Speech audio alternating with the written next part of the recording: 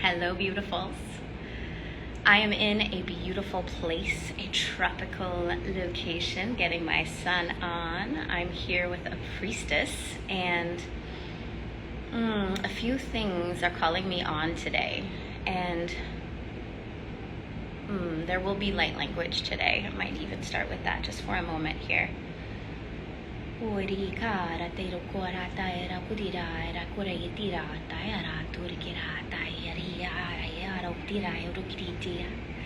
All right, so light language is a convection of light through the medium of sound, using the medium of sound. So it's more about the frequency or the wave frequencies than it is about trying to translate anything. It's not a translatable thing, or at least for me, it's not. One of the things that called me forward was this experience I had today with this beautiful priestess. So many of us are going through these great sheddings right now, shedding big themes in our lives, like shedding partnerships, being asked to reckon with who am I getting to be in this moment? What is this crossroad presenting to me around my choice points, around identity, and stepping deeper into your soul mission. These are themes many of us in this community are experiencing. How many of you are experiencing things like this, big upheavals? And we all recognize that at this time, especially in perfect timing with like the US elections, we are pivoting into a time where the old patterns are no longer going to continue. There is a shakeup afoot. And with shakeup comes destruction of patterns, systems, organized ways of being. Chaos may ensue. And we get to experience that before the reorganization, before the new systems come forward. So as we're doing this beautiful session, working on one another, this priestess and I, today, we are with death. We are with destruction. We are with breakdown and composting and the recycling into the new. And it's painful sometimes. And as we were coming out of session this morning,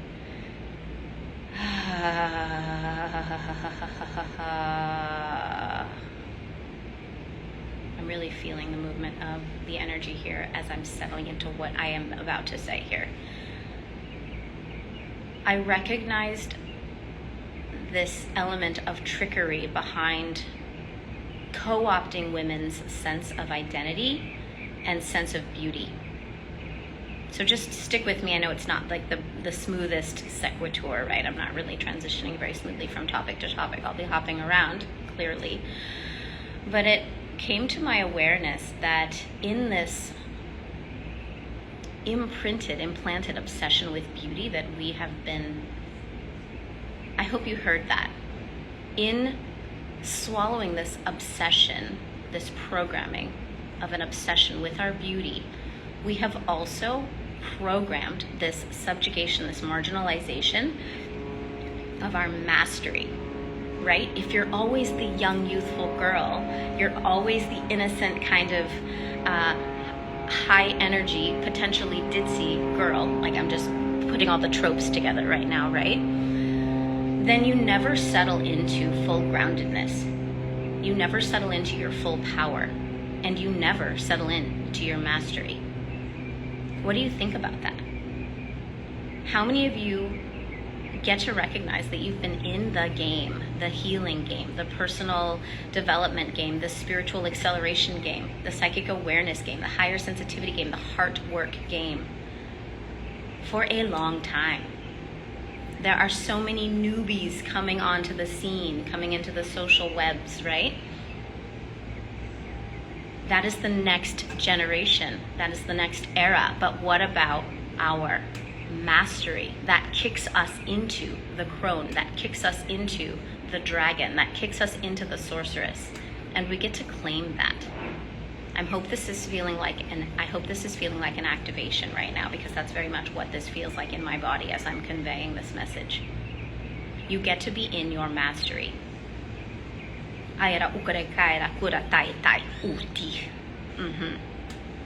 You get to take up the capabilities and the knowledge and the divine service, truly, that you are here to be about.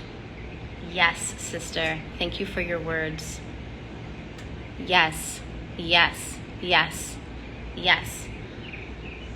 Every step you take in your healing path provides tools for your tool belt that will serve you and serve others in the future.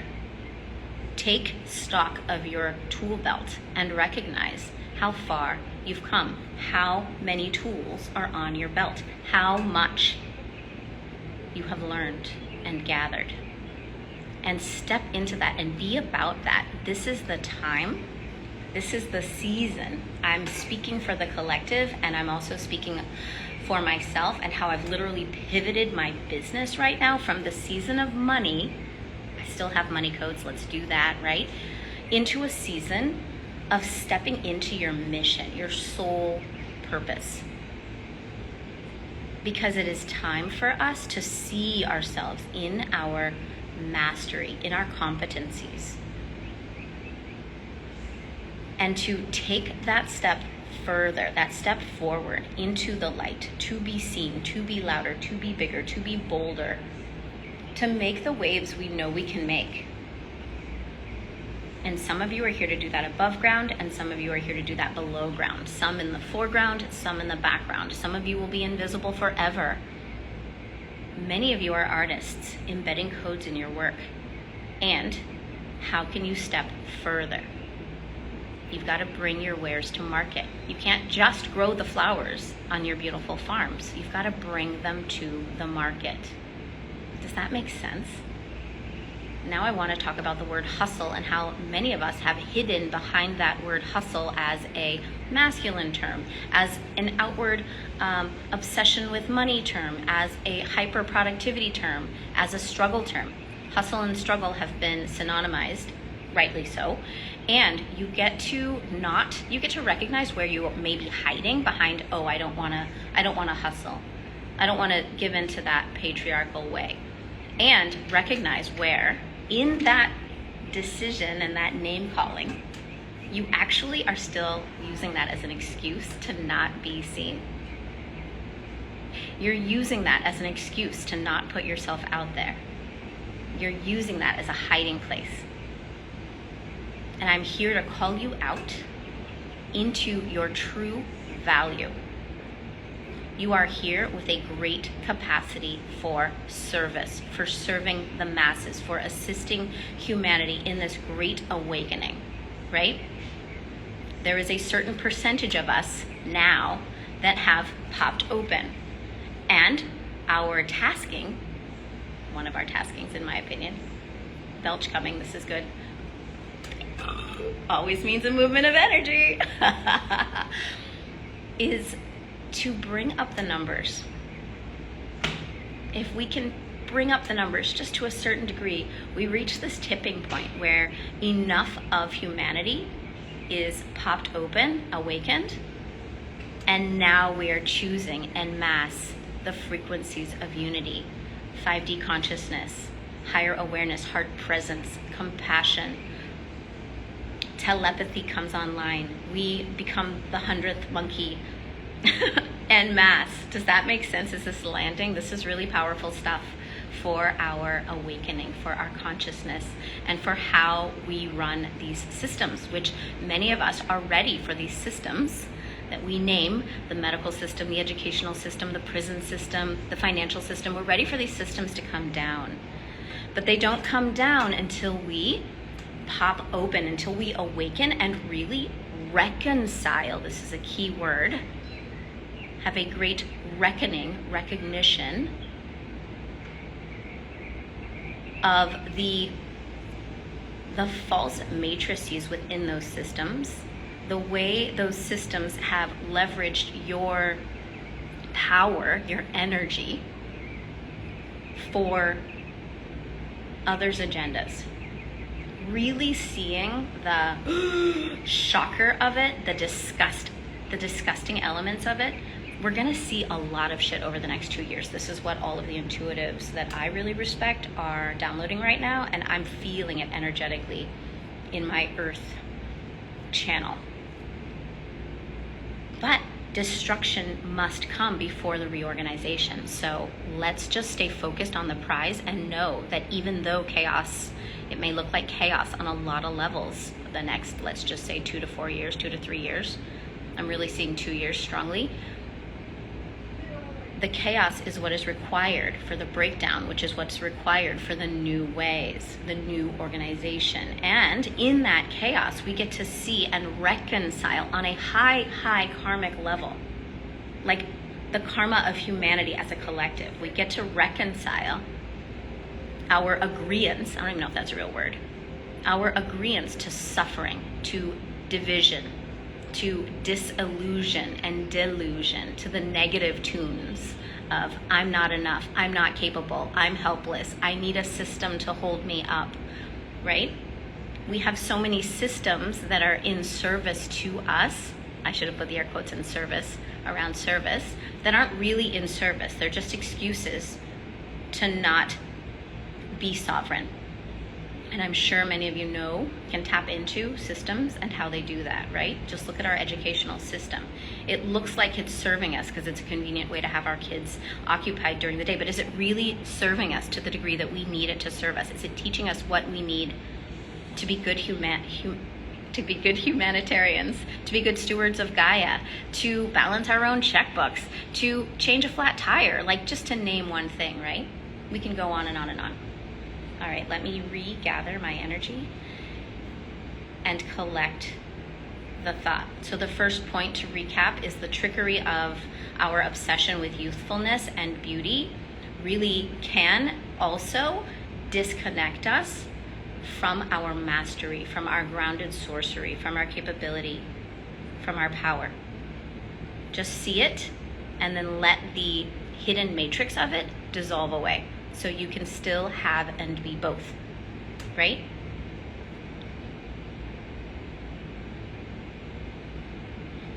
Chaos precedes reorganization.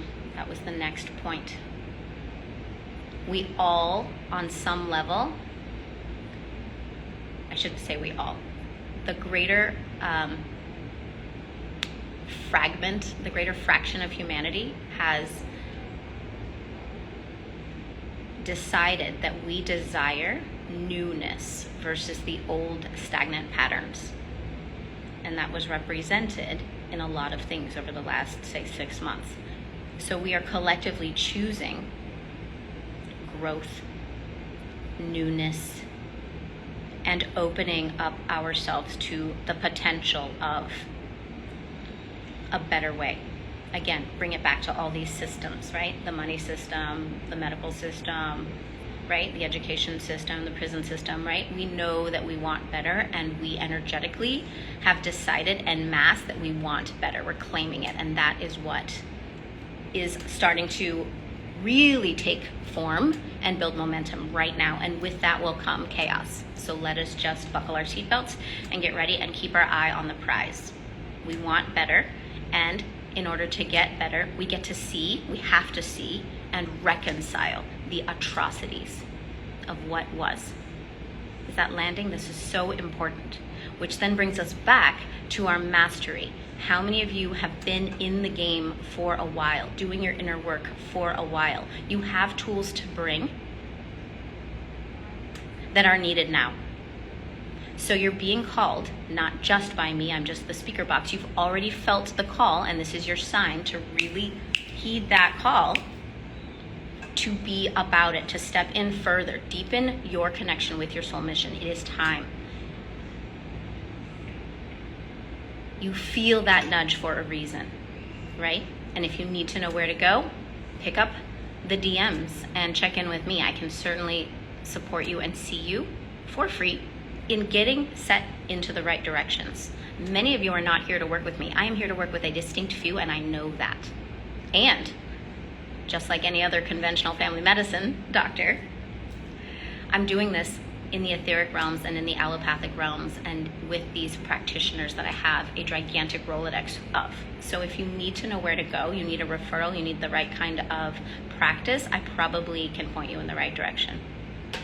You have a wealth of a community available to you simply by being in my sphere on Instagram. We know so many amazing practitioners. You will be in good hands. You will get what you need. Okay, be about your mission. Step into your mission. Deepen your mission. Be brave. Be bold. What about the money? I was speaking with a practitioner today across the world from me, and she was saying that she's seeing and hearing from practitioners saying that people aren't buying. Practitioners aren't finding ways to make this profitable. I believe this is a matter of claiming it. I believe this is a matter of re-evaluating ourselves and deepening our sense of self-value. How are the doctors and lawyers doing it? They, en masse, have decided, probably they've been taught, they've been told that their value of their time is priced at this. In the US dollars, it's around $300 an hour to $1,000 an hour, right? Depending upon where you're at. Bring yourself there. You get to create the set point for your value. And no, it isn't easy. And yes, there's a boatload of programming and imprinting and trickery, and we get to navigate it. It's part of the human game. There is a way to be smarter about this. And I'm trying to figure it out, and I want to support others in figuring it out for themselves. Okay? Some of you have powerful channeling capabilities, and some of you have been seeing two things.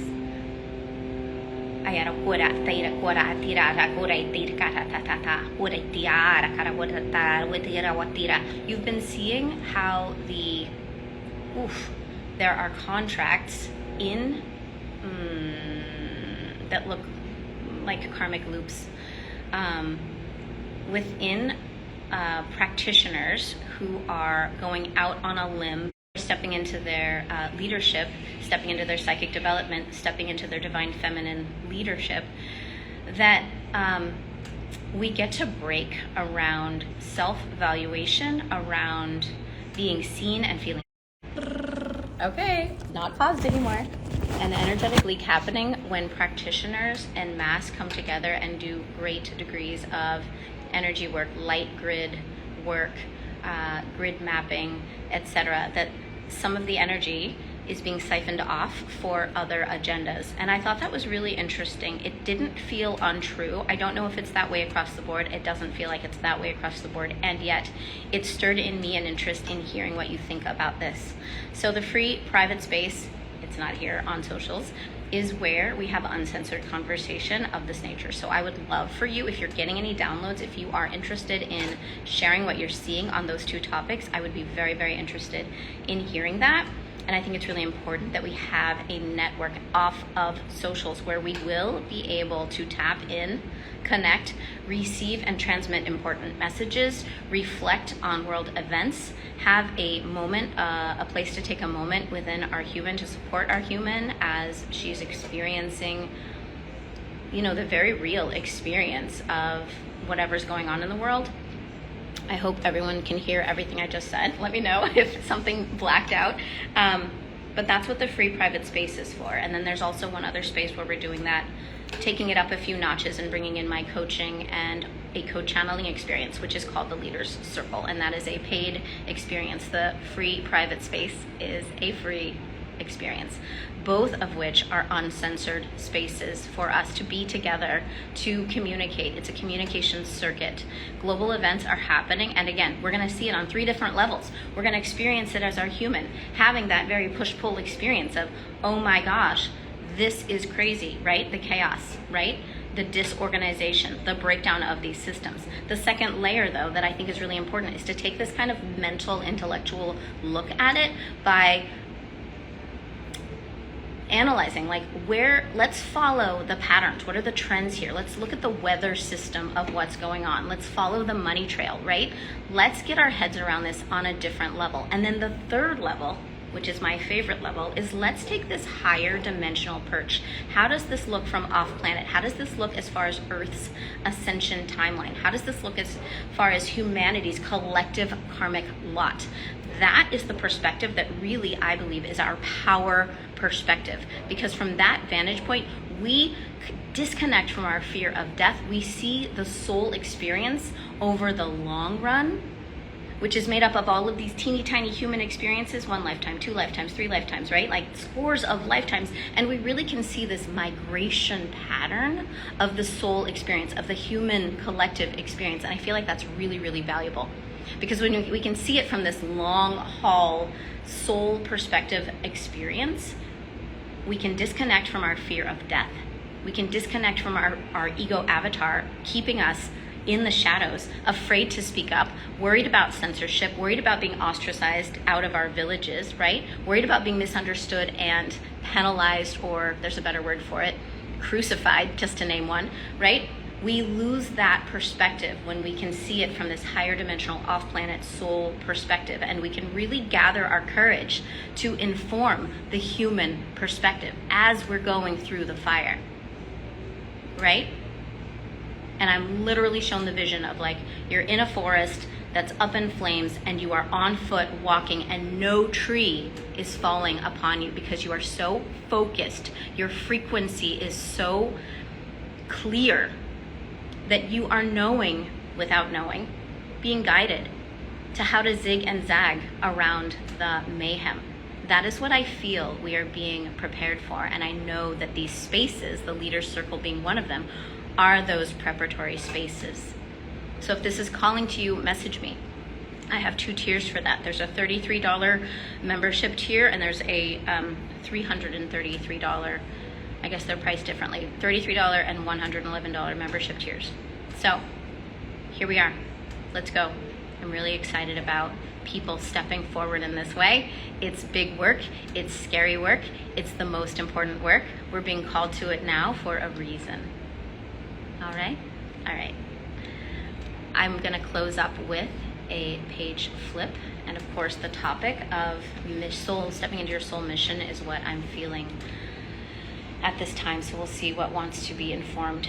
Okay, transmission 4 and elemental force. I'm actually going to skip, though. I want to move to transmission 7. We never do transmission 7, so I'm just going to do a random page in transmission 7. Great. Page 256, 257. Ooh, okay. Here we go. Beautiful. Okay, good. We're talking about the holographic Great Central Sun. We're talking about the activated priestess receiving codes from the light of the Great Central Sun, which is different from our solar sun. And we're talking about the illumination of DNA. And this is physical DNA coming in and being informed by our crystalline DNA. Okay? All right, boy, this is so much. I can't even just jump in the middle. Serving as a living template, the body of the activated priestess takes part in a great looping circuit. The currents of energy flow through the body as follows. From the holographic Great Central Sun, which is the sun around which our solar sun evolves, energy flows into the crown, moves downward through the core of the Kundalini column and into the right leg. Energy flows through the portal of the soul chakra of the right foot, the sole of the foot, down deep into the earth. And then the core of the earth, demonstrating itself to be very different from what we learned in our school books, note that for later, is its own holographic central sun. It is a creatrix unto itself. Earth sends energy from its core back up to the human body, entering into the left foot through the sole of the left foot, chakra of the left foot, returning back up the left leg, up the column of the Kundalini pathway, then extending through the crown of the head and returning back to the holographic Great Central Sun.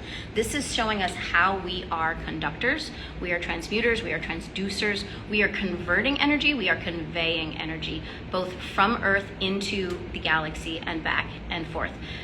In the very beginning of the book, I think it was the introduction, we talk about us as lightning rods. We are convectors, conveyors of information and codes.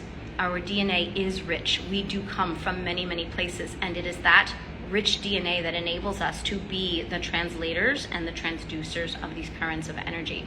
These solar flares coming to us now are powerful, and they are upgrading us, and they are transforming us. They are actually altering our DNA. I'm sure many of you are aware of that, and some of you really benefit from hearing it said. All right, sisters, with that, I feel very complete. Thank you for your time. Thank you, sisters at Selenite Sage. I see your comments. Yes, sisters. With love.